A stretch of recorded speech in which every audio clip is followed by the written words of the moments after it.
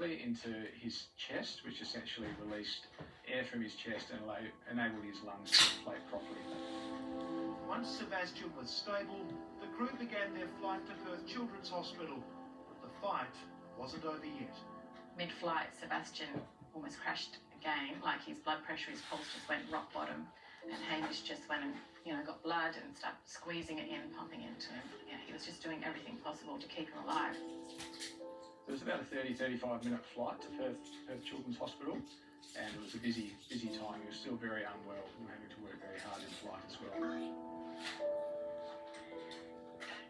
When I left him, I was under the impression that Sebastian would most likely survive, but in what sort of condition I was unsure of, and that was going to depend on the sort of damage to his brain at that point. Doctors confirmed that Sebastian had a severe traumatic brain injury, a torn and ruptured lung, and fractures in his neck and spine. All your life's just shattered. Yeah. All your dreams and hopes, everything's just shattered. You know that your life is just changed in that instant. Yeah.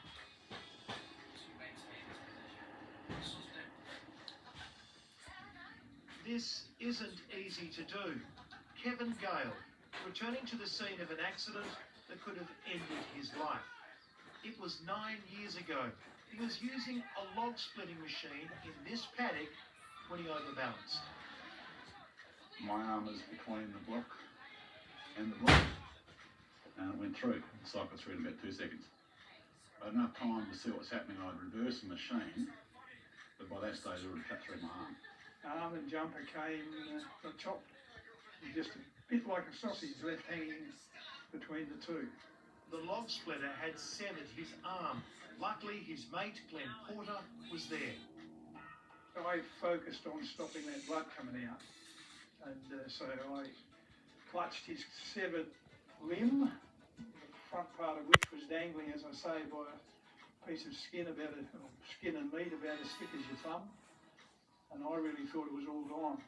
I asked them to help, and he had the common sense to put the phone on my chest on speakerphone while we talked to comms at Triple O. And I knew the procedures you had to go